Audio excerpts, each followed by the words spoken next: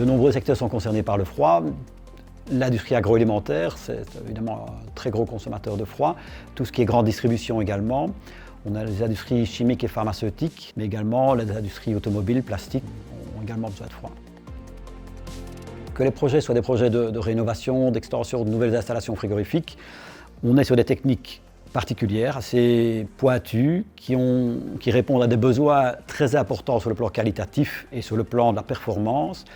Et donc là, ce sont des projets qui méritent d'être étudiés dans le détail. Il y a de nombreux facteurs qui vont jouer sur le coût et le résultat final. On va devoir faire toute une série de choix qui vont avoir un impact sur toute la vie de l'installation. Et donc il y a plusieurs éléments qui doivent entrer en ligne de compte, qui sont la qualité du froid. Et quand on dit qualité, c'est les températures, l'humidité par exemple, les vitesses d'air. Ce sont une série d'éléments sur la qualité du froid. La performance de l'installation, performance énergétique et les coûts de consommation associés. Le coût d'investissement de l'installation, les notions de sécurité évidemment, la notion de maintenance derrière, il faut assurer la maintenance de l'installation pendant toute sa durée de vie, et l'aspect environnement évidemment.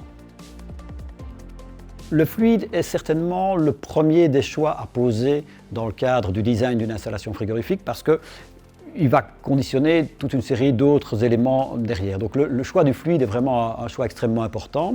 Les fluides actuellement les plus utilisés et qui se justifient à la fois sur le plan de la performance énergétique et sur le plan du respect de l'environnement, ce sont les fluides dits naturels, avec parmi ceux-là l'ammoniac d'un côté, le CO2 de l'autre côté. Tous les deux ont de très bonnes performances énergétiques avec un avantage supérieur à l'ammoniac en tant qu'installation directe. Parfois, elle est un peu bridée, cette performance, parce que quand on utilise de l'ammoniac, on utilise un circuit secondaire. Sans entrer dans les détails, c'est un circuit qui réajoute une petite consommation énergétique. Mais dans l'ensemble, ce sont deux fluides qui respectent tout à fait toutes les questions environnementales et qui ont une bonne performance énergétique. Derrière ça, il y a toute une série de choix techniques. Le type de compresseur, par exemple, c'est un exemple parmi d'autres. Les dimensionnements, est-ce qu'on va prendre des installations un peu surdimensionnées pour avoir de la réserve de puissance, mais aussi pour améliorer la performance énergétique, pas trop non plus pour justement ne pas pénaliser une performance énergétique dans certains cas. Et on a également aussi toute la régulation, tout le pilotage de l'installation qui est très important dans l'exploitation pour avoir une bonne performance. On va s'arrêter sur deux cas concrets. En grande distribution, avec le Proxydélèse Arin, qui est une installation typique de grande distribution avec des besoins en froid, une consommation énergétique importante, qui a été vraiment réduite au maximum grâce à des installations performantes. Deuxième cas, c'est le cas de PQA, c'est un abattoir à Malmedy qui a un abattoir et atelier de salaison et de préparation de viande qui a été totalement rénové au niveau du froid avec des puissances beaucoup plus importantes et un usage du froid plus complexe aussi, avec des besoins en froid divers et variés, une installation qui doit répondre là à des besoins plus complexes.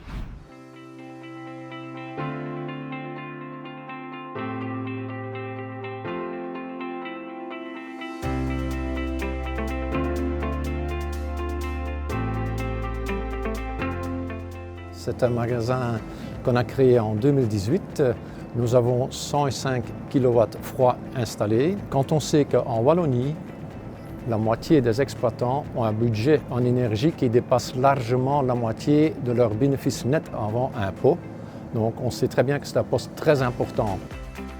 Le grand déclic finalement est venu dans les années 2002 où on a installé un système de monitoring et c'est là qu'on a compris qu'il y a énormément de choses à faire dans le froid pour que l'installation consomme le moins possible. La base du système pour faire un bon choix, c'est d'abord comprendre ce qui se passe. C'est savoir ce que je consomme, combien de kilowatts froid est installé, qu'est-ce qui influence la consommation et comment est-ce que je peux y remédier. Combien de kilowatts froid est-ce qu'on obtient quand on consomme 1 kilowatt d'électricité? Donc il faut que ce rapport soit le plus élevé possible. Donc ici dans ce magasin pour le froid, le COP aussi, on arrive à 7, donc entre 6 et 7 qui est une performance très haute.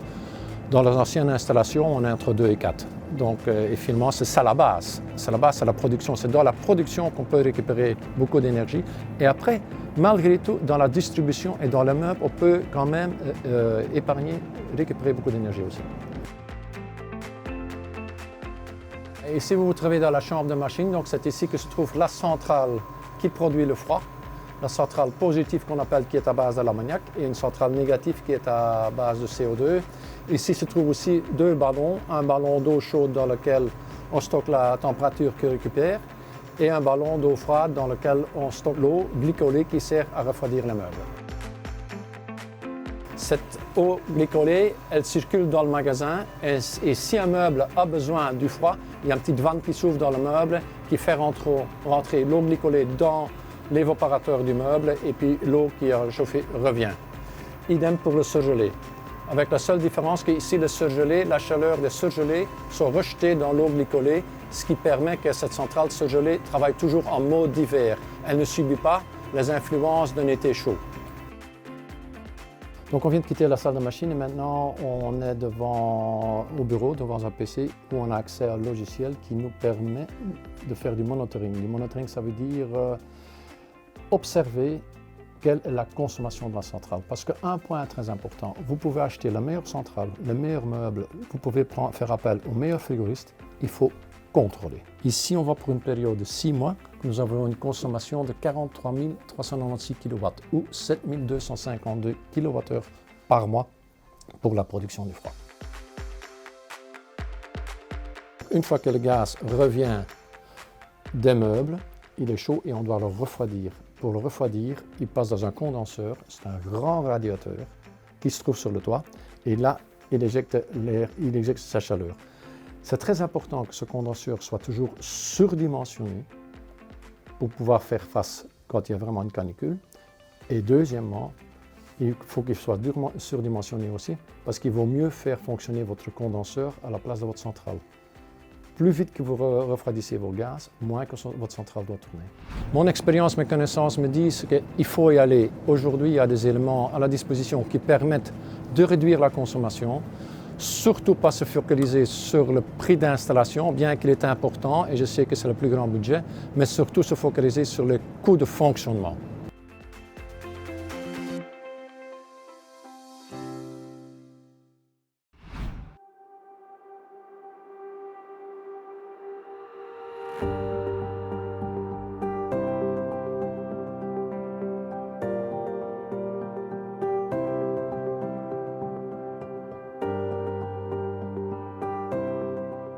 PQA, c'est les abréviations de Porc Qualité Ardennes. C'est une coopérative qui regroupe plus ou moins une centaine de producteurs de porc. Chez PQA, on fait vraiment beaucoup de métiers différents parce qu'on travaille au circuit court. Donc rien que sur le site ici à Malmedy, on a l'abattoir, la découpe et la transformation. Et donc ça veut dire qu'on a beaucoup de locaux différents qui demandent et qui ont des exigences différentes au niveau du froid pour que justement on obtienne une viande de qualité qui soit bien séchée d'après le froid qu'on va nous donner. Les installations ici à Malmedy, elles datent d'une vingtaine d'années. Ça devenait urgent de passer à autre chose. Pour la petite coopérative qu'on est, c'est un investissement qui est très important et donc il fallait prendre de bonnes décisions. Et la première étape, c'est d'abord de faire une étude globale et se rendre compte, tiens, est-ce qu'on va aller plutôt vers de l'ammoniac, du CO2, est-ce que c'est faisable ou pas d'ailleurs avec nos moyens. On pouvait avoir des aides de la région wallonne pour pouvoir faire cette étude. Donc finalement, l'étude a été très vite lancée. L'étude nous a pris beaucoup de temps parce qu'on avait beaucoup d'exigences puisqu'on veut toujours revenir à la qualité de la viande. Donc l'étude, elle s'est faite en partie, je veux dire, vraiment sur le terrain. On a été voir vraiment tous les locaux à voir les exigences qu'on avait besoin. Et puis alors, vraiment plusieurs réunions où on s'est arrêté avec tous nos responsables et où chacun a défini, suivant chaque local, les besoins qu'on avait. Toute l'installation s'est vraiment bien déroulée, donc ça c'était un point important parce que totalement nos ateliers sont tout le temps occupés, donc il faut trouver la solution pour installer des nouvelles choses dans les ateliers sans perturber le travail. Je peux dire que autant grâce à la consultance que par rapport aux fournisseurs, ils ont vraiment essayé d'aller dans notre optique et ils nous ont donné vraiment beaucoup de satisfaction. C'est un projet qu'on n'aurait pas su faire en interne chez nous et donc il fallait qu'on soit épaulés, quoi. Nous avons installé 800 kW frigorifiques à moins 16 degrés et 30 kW frigorifiques à moins 30 degrés pour la partie surgelée. On a effectivement deux usages de froid chez PQA. Pour la partie refroidissement des carcasses, qui est la partie la plus importante et la plus exigeante en termes de froid également, on a décidé d'aller en ammoniac en direct, ce qui a l'avantage d'avoir la meilleure performance de refroidissement et les performances énergétiques. C'est aussi important pour la qualité du froid. On assèche suffisamment les carcasses pour améliorer leur qualité de conservation. Pour toute la partie découpe, transformation et stockage, on a décidé de partir sur une installation en indirect, c'est-à-dire avec de l'eau glycolée. Le cœur de l'installation frigorifique, c'est la salle des machines avec la centrale frigorifique. Le cœur de cette centrale frigorifique, ce sont les compresseurs, c'est les compresseurs qui produisent réellement le froid. Ensuite, on a le condenseur où les gaz vont se refroidir et reviennent à un séparateur. Et du séparateur, on va d'une part vers les refroidissements rapides en ammoniac direct, d'autre part vers un échangeur qui va refroidir l'eau glycolée. Cette eau glycolée est elle-même distribuée vers les différents locaux pour assurer le refroidissement. On va piloter les compresseurs pour contrôler la température d'évaporation. On va piloter le condenseur pour maîtriser la température de condensation. Ces deux valeurs-là sont très importantes pour la performance énergétique. On va piloter une vanne pour chaque refroidisseur ou chaque évaporateur pour bien contrôler la température dans chaque local. Donc là, on a vraiment toute une série d'algorithmes de régulation spécifiques. L'installation, elle tourne réellement depuis le mois de mai. Depuis que ça tourne, nous, on est enchantés parce qu'on a globalement gagné 20% de consommation, alors que les derniers réglages ne sont pas encore faits. On cherche toujours nos réglages, on en aura au moins pour 1 an pour les réglages.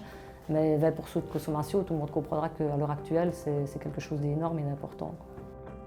On a décidé aussi délibérément de surdimensionner certains équipements pour la performance énergétique. C'est notamment le cas des condenseurs en toiture. Donc là, c'est très important puisque c'est là qu'on évacue les calories et ça permet de réduire vraiment la consommation des compresseurs qui sont le gros poste consommateur. On a aussi largement dimensionné une série de batteries de refroidissement selon les usages dans différents locaux. On a aussi étudié le coût total de l'installation en intégrant le coût de la maintenance, le coût de l'énergie et le coût de l'investissement. Et c'est ce coût global de l'installation qu'on a cherché à optimiser. C'est une décision difficile à prendre parce que c'est un gros investissement, mais c'est qu'il faut se lancer parce que quand l'investissement est fait réellement, directement on a un retour. Donc ça, je pense que c'est important. De ne pas se lancer tout seul parce qu'on est chacun spécialiste dans son domaine. Et fatalement, c'est un domaine qui nous est inconnu. Et au fur et à mesure, on me l'a expliqué dans des termes qu'un non-technicien peut comprendre. Et donc aujourd'hui, mon installation, je peux la défendre et me dire oui, on a fait ce qu'il fallait et on me l'a bien expliqué, donc je sais pourquoi je vais vers là. Maintenant, on a avancé d'un grand pas. On avait les panneaux photovoltaïques, on trouvait que c'était déjà bien. Ici, maintenant, avec la chaîne du froid, ici, ça, c'était vraiment un gros plus. Maintenant, on va partir sur des choses, je vais dire, de plus en plus dans les détails et aussi la récupération de chaleur. Ça, on va le démarrer vraiment maintenant, puisqu'on va récupérer la chaleur qui sort de notre condenseur qu'on vient d'installer pour chauffer l'eau qu'on utilise dans les bâtiments. La récupération de chaleur, c'est un point effectivement qui est très attendu, qui est très plébiscité, parce que c'est toujours très intéressant de pouvoir récupérer une chaleur qui est dissipée, qui est perdue quelque part. Maintenant, une récupération de chaleur est toujours quelque chose de délicat. Pourquoi ? Parce qu'on doit vraiment bien évaluer à la fois la simultanéité de notre besoin en chaud, donc quand est-ce qu'on a besoin de chaud, et quand est-ce qu'on a une récupération. Donc là, il y a déjà une question de simultanéité. Il y a une question de température aussi. À quelle température a-t-on besoin de l'eau ou de la chaleur ? À quelle température est-ce qu'on la récupère ? Donc tout ça doit être bien étudié. C'est pour ça que moi, je recommande toujours dans un projet d'une nouvelle installation, d'une grosse rénovation, de phaser les deux parties. On fait la nouvelle installation et une fois qu'on peut mesurer de manière précise avec la nouvelle installation combien et quand on peut récupérer et à quelle température, et c'est à ce moment-là qu'on peut vraiment valablement dimensionner la récupération de chaleur de la meilleure manière qui soit. Dans les deux cas, et dans le cas de PQA en particulier, le projet revêt une complexité importante avec toute une série de questions techniques et non techniques. Et se faire entourer, c'est vraiment très utile et très important pour pouvoir progresser dans le projet sereinement et atteindre finalement les résultats sur les différents niveaux, qualité, sécurité, performance, coût, tous ces éléments-là. Une étude en amont, qui commence assez tôt en amont, par la qualification des besoins, puis finalement définition de la solution, et seulement après un cahier des charges détaillé et les différentes étapes du projet. Cette étude-là est essentielle pour pouvoir avoir in fine un projet qui répond à toutes les attentes.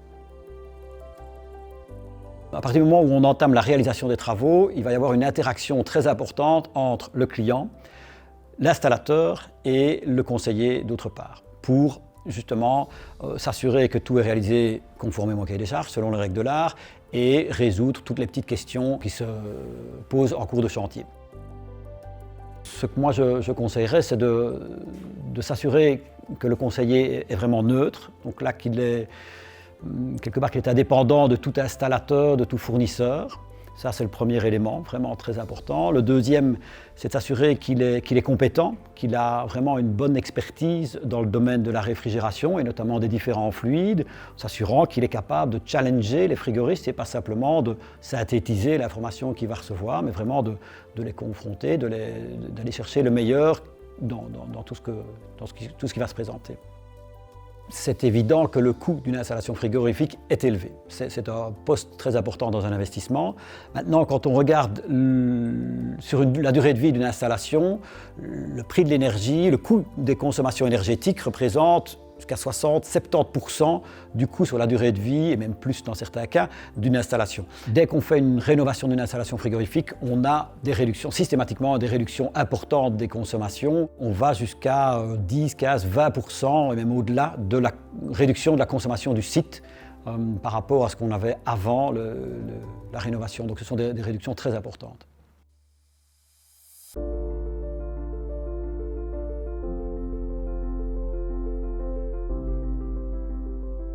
La Wallonie met à votre disposition des auditeurs labellisés dont la mission est de vous accompagner pour la réalisation de vos études et de vos démarches administratives pour obtenir une subvention pouvant aller jusqu'à 75% de la prestation.